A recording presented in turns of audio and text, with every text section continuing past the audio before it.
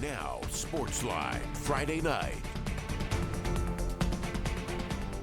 Hi everybody, I'm Sam Gelfand, joined by the only person who makes me look short, Cole Sams, and this is Sportsline Friday night.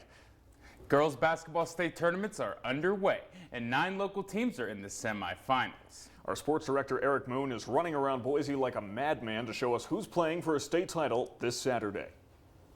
9 local teams entered tonight, just one win away from playing for a state championship. It was, of course, semifinal Friday here in the Boise area. We'll start right here at the Fort Idaho Center with the late game in the 5A semifinals between Rigby and Lake City. We'll jump right into it with Rigby and Lake City. A 1-point game in the 4th quarter when the Trojans grab the momentum. Tiali Togiai off the glass and in. Rigby has the lead, and there was more where that came from. The feed is inside to Togiai again. She extends the newfound advantage, and the bench is going nuts. Then here comes the BYU commit. Cambry Barber driving and scoring and one. A huge basket. But that's when Lake City woke up. Shot clock running down. Sophia Zufeld heaves it and scores. It's a 1-point game again.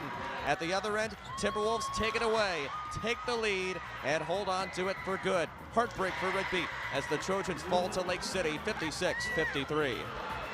First game of the day at the Fort Idaho Center features the Shelley Russets taking on the Lakeland Hawks. To start this one, Brindley Cannon invited us to a block party. That's one rejection. Short time later, she says, nope, not today, ma'am. The BYU commit blocked 3 shots in just the first quarter.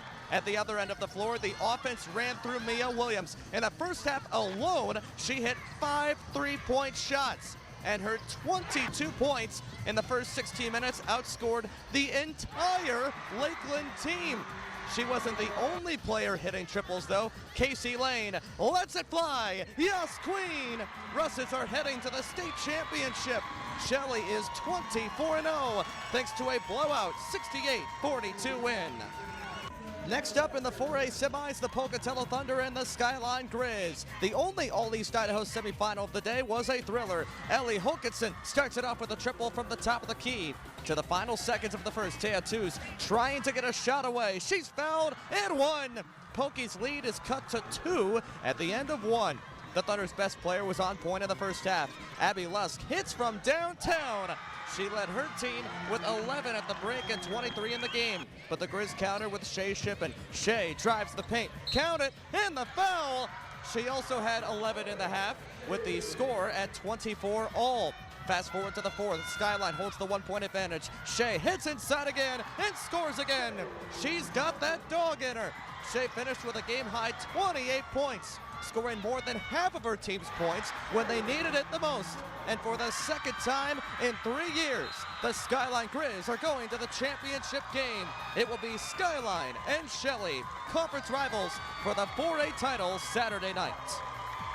Over to 3A, where the top-seeded Teton Timberwolves are making it look easy against Parma. Morgan Johnson shoots and scores from the free throw line, adding 2 more points to an already massive lead. Next time up the court, Johnson gets the assist as Reese Coons bullies her way inside. She puts it up and gets the roll for another pair. More from Coons a short time later. She finishes a pretty passing play for more points. Teton will play for a 3A state title. Timberwolves dominate the Parma Panthers 61-21. Defending 3A champs are next as Snake River battles Timberlake. Panthers start this game with solid defense. Taylor Carlson comes up with a rejection inside. Later on at the other end, Riley Edlipson puts the pedal down to the basket and floats it through. But Timberlake had an immediate answer. Marissa Needs has the look and tallies the triple. Tigers in front. A few plays later, Edlipson feeds Camden Dunn. Corner 3, rolls home. Snake River is back in the title game. It will be the Panthers and the Teton Timberwolves for the 3A championship. Grace Grizzlies taking the court with their eyes on a trip to the 181 championship. And right from the tip, Grace was off and running. JC Christensen tallies 2 just a few seconds into the game. Christensen wasn't just hitting from close range, she fires from long range and scores. Give her a triple and give Grace a 10-point lead. Soon thereafter, Grizzlies get the ball off the scramble, sending in Melody Stropman. She gets it and one. Prairie made it close, but Grace will play for a title. Grizzlies win 56-52.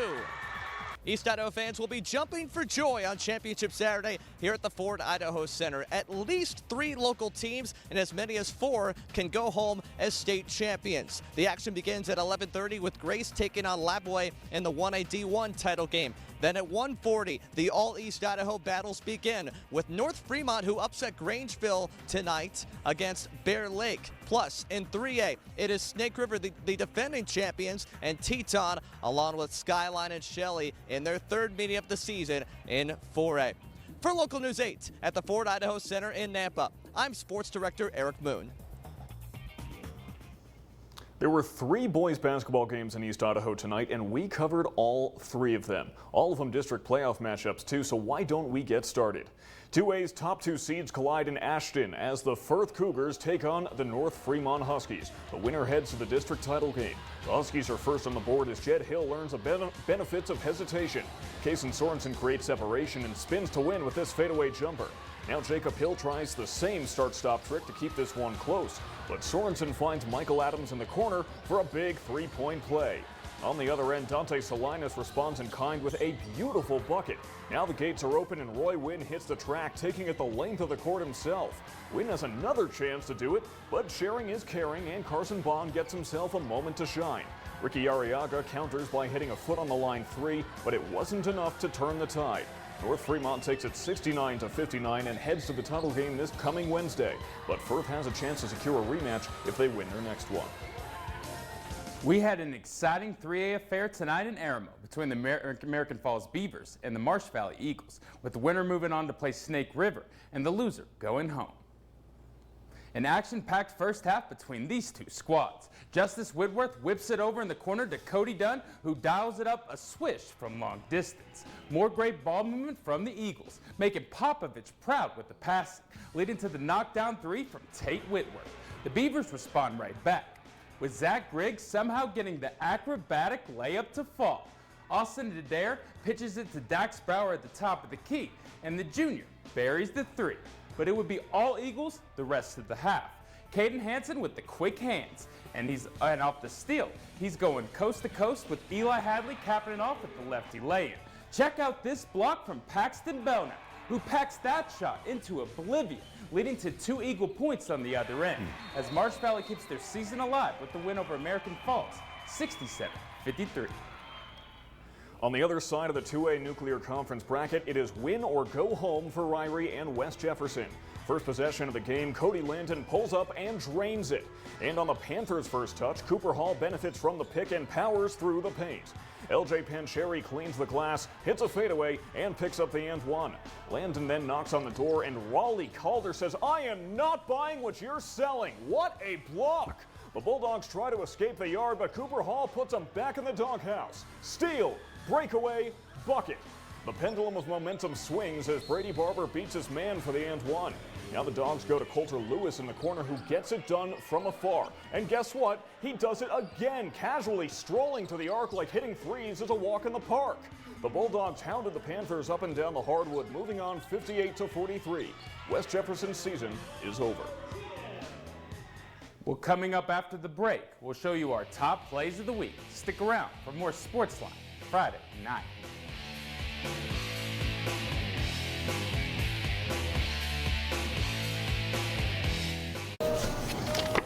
Thanks.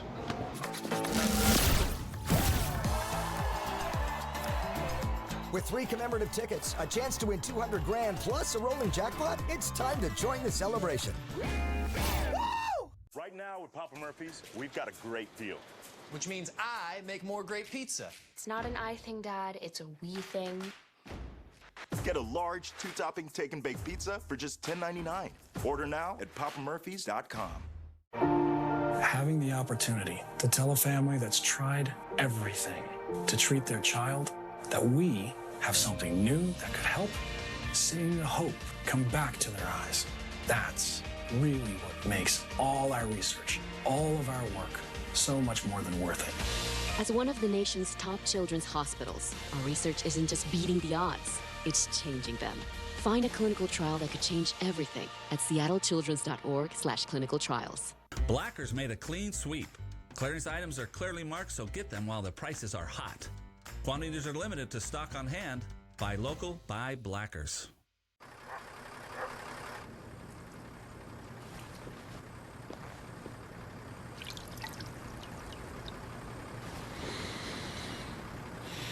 Did you know that over 700 kids enter the foster care system every day?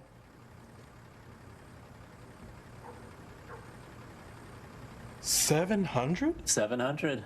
Just talking about foster care can help foster care. Okay, let's try this. Donate your small talk. Donors Choose. Support a classroom. Build a future. At DonorsChoose.org, we want students in every community to have the tools they need for a great education. And now more than ever, students and teachers need your help to get books, art supplies, science kits, and so much more. Here's what to do. Go to DonorsChoose.org, find a request to support, and we'll make sure they get exactly what they need. Learn more at DonorsChoose.org. Donors Choose. Support a classroom. Build a future. It's time to play Idaho's favorite game for 30 years. This is Powerball. And now your winning Powerball number is 3. It's time to win big. Welcome back, everybody, to Sportsline Friday Night. Sam Gelfand and Cole Sams here. Now, we just heard a little bit earlier from our sports director, Eric Moon, who's currently in Boise, running around like a chicken with his head cut off to all these different venues for all these different playoff games. Of course, we've got big matchups tomorrow. Which one are you looking forward to the most? Personally, probably Shelley and Skyline. Skyline pulled off the upset kind of against Pocatello today. Two of the best players in the area was Shay Shippen for Skyline and Brinley Cannon for Shelley. Shelley trying to finish off the undefeated season. They're both in the same conference. But also you could say 3A, Teton, Snake River, two local 3A teams, and 2A with North Fremont and Bear Lake. So it's going to be an action-packed Saturday, and I can't wait to see what happens. Oh, yeah. I mean, I think you can't go wrong with Shelley Skyline. You got one team who's trying to finish off their undefeated season. You got another who's lost to them twice so far this year. Could third time be a charm? Only one way to find out, and I cannot wait to see the results of that one. It has clearly been a busy week of playoff high school basketball, so what better way to wrap it up than by watching our top plays of the week?